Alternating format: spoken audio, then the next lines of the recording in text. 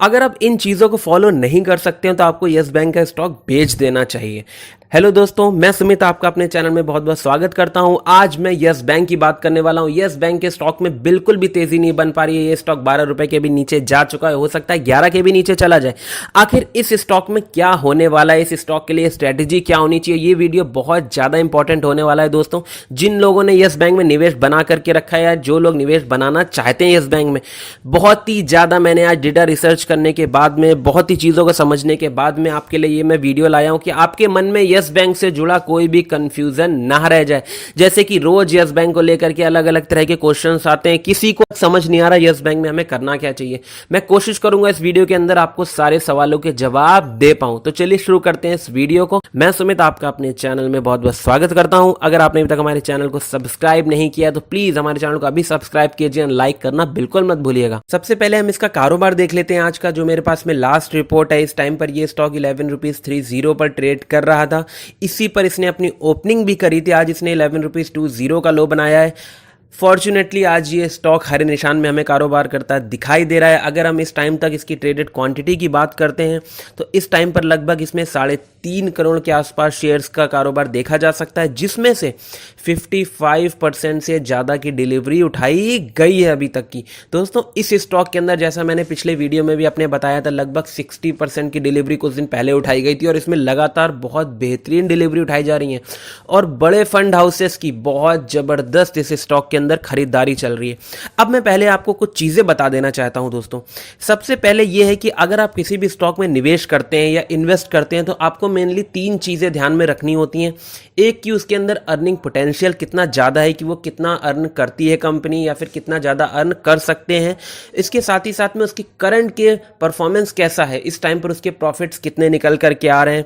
उसके अलावा उसके फ्यूचर में हमें क्या ग्रोथ दिख रही है। तो ये मेन 3 चीजें हैं जिसको हमें ध्यान में रखना बहुत जरूरी है, जो कि है कमाई से जुड़ा हुआ, कि उसकी कमाई कितनी है, उसमें पोटेंशियल कितना है और वो भविष्य में कितना कमा सकते हैं। दोस्तों देखिए, जहां तक रही यस बैंक की बात, तो यस बैंक का जब 2020 में एसबीआई के द्वारा कंट्रोल लिया गया था, एसबीआई ने इसको ऑपरेट किया था एक तरह से, तब यस बैंक एक नया बैंक बन करके सामने आया था।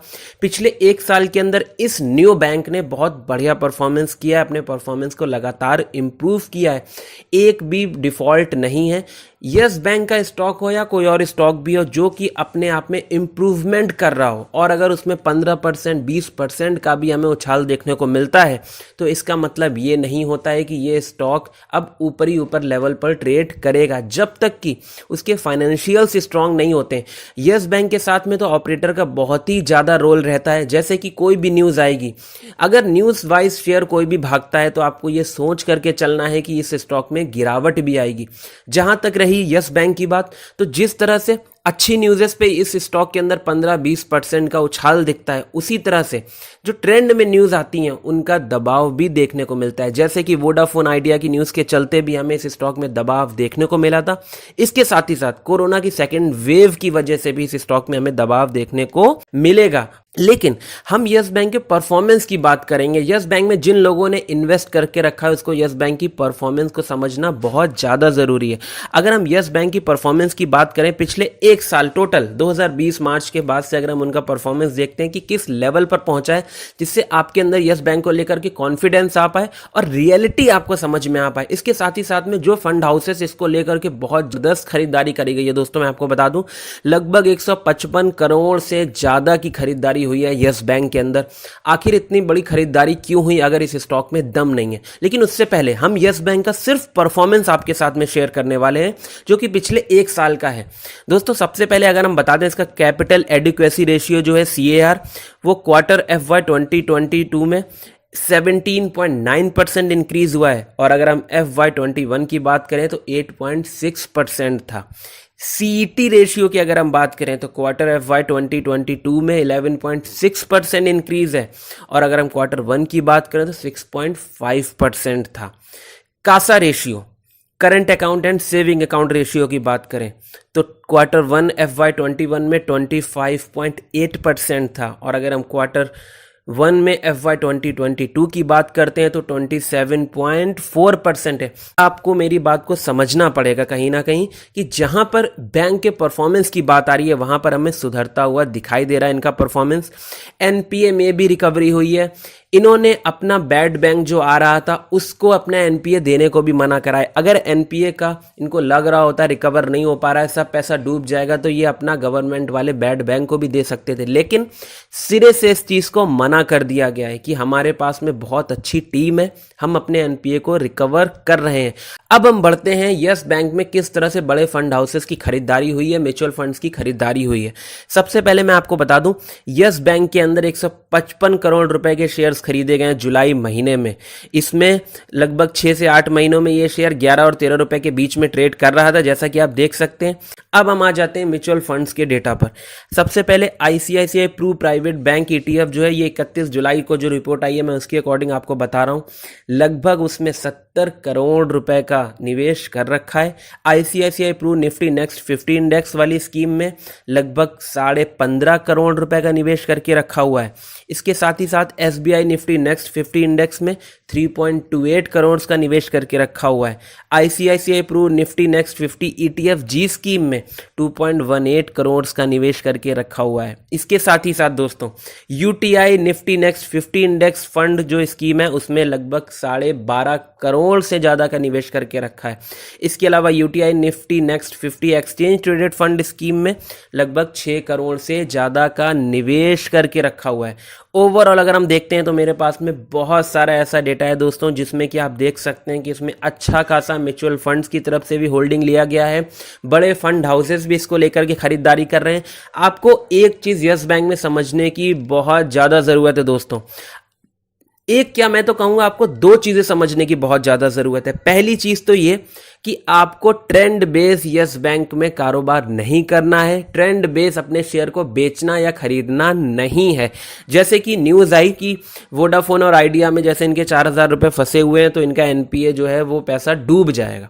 अभी कोई भी फाइनलाइज नहीं हुआ है और इस ट्रेंड के चलते इस स्टॉक में हमें दबाव देखने को मिल रहा है, तो ये शेयर 12 रुपए के भी नीचे उतर चुका है।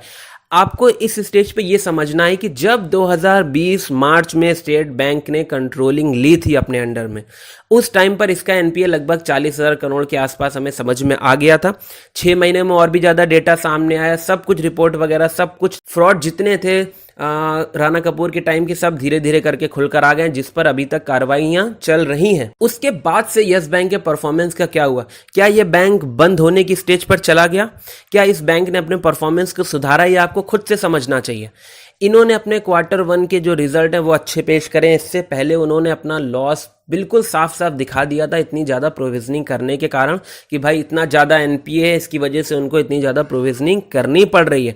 तो यस बैंक के परफॉर्मेंस का समझना बहुत जरूरी है। और जिन लोगों ने यस बैंक में निवेश करके रखा है, जो लोग फ्रस्ट्रेशन में अपना माल बेचना चाह रहे हैं वो बेच रहे हैं, किसी को कोई रोक नहीं सकता है। लेकिन यस बैंक में इन्वेस्ट करने वालों को एक चीज ध्यान में रखनी चाहिए कि आप इसको परचेज करके या आपने खरीद रखे हैं अपने पास में बंद करके रख दो। यस बैंक में इन्वेस्टमेंट का मतलब ये नहीं है आपको 1 महीने में या 2 महीने में या 15 दिन में कुछ भी रॉकेट बन के मिलने वाला है। अगर आपको यस बैंक से अच्छा प्रॉफिट कमाना है तो आपको यस बैंक में 2 साल के नजरिए से काम करना होगा। ये अपना जिस तरह का आज का परफॉर्मेंस है उसको देखते हुए कहीं से नहीं लगता है बंद होगा। जिस तरह से इनके मैनेजमेंट की कमेंट्री आती है या कहा गया है कि हम अपने 3 साल में बिजनेस को, रिटेल बिजनेस को डबल करेंगे, और जो इनका आगे का बिजनेस प्लान हमें समझ में आता है, वो रिटेल के फील्ड में ज्यादा लोन देने जा रहे हैं, रिटेल पर बहुत ज्यादा फोकस कर रहे हैं। तो ऑब्वियसली है रिटेल के बिजनेस पर ज्यादा फोकस करेंगे तो एनपीए कम होगा और इनको बिजनेस ग्रोथ और जल्दी मिलेगी। एचडीएफसी का बिजनेस मॉडल भी इसी से मिलता जुलता है। एचडीएफसी भी रिटेल पे फोकस बहुत ज्यादा करता है। तो जो लोग यस बैंक के परफॉर्मेंस को देख करके काम करना चाहते हैं वो यस बैंक में निवेश बनाकर चल सकते हैं। उन्हें बहुत अच्छा रिटर्न मिलेगा आने वाले टाइम में। हो सकता है ये स्टॉक 10 रुपए में भी हो जाए, आपके पास में बाइंग का मौका हो। आप खुद भी देख सकते हो बहुत ज्यादा फंड हाउसेस खरीदारी कर रहे हैं। आप सीधे गूगल पर जाकर भी डेटा सर्च कर सकते हैं। मेरा उद्देश्य ये रहता है कि आपको कहीं ना कहीं से लॉस ना हो, आप अपना लॉस बुक करके ना निकले। और यस बैंक में इन्वेस्टमेंट का मतलब लाखों रुपया लगाना नहीं है। अगर आप 1 लाख रुपए का पोर्टफोलियो बनाना चाहते हो तो उसमें 10% या 10,000 रुपए इन्वेस्ट करिए। आप जितने रुपए का भी मतलब इन्वेस्टमेंट बनाना चाहते हैं वो पोर्टफोलियो के अकॉर्डिंग बनाइए। उम्मीद करता हूं यस बैंक से जुड़े हुए आपको सारे सवालों के जवाब मिले होंगे। मेरे नज़र में 2 साल में लगभग यस बैंक आपको 50 के लेवल्स भी दिखा सकता है। 200, 300, 400 कहना अभी बिल्कुल भी सही नहीं होगा। जब इसके 2-3 क्वार्टर्स के रिजल्ट बहुत अच्छे हमें नजर आएंगे तब ये स्टॉक भी बहुत बढ़िया परफॉर्म करेगा। तो उम्मीद करता हूं कि आपको ये वीडियो अच्छा लगा होगा। आप कोई भी इन्वेस्टमेंट करना चाहते हैं तो एक बार अपने फाइनेंशियल एडवाइजर से चार्ट वगैरह पर रिसर्च करने के बाद कीजिएगा। Thank you so much for watching this video. हमारे वीडियो को लाइक करना, सब्सक्राइब करना बिल्कुल मत भूलिएगा दोस्तों।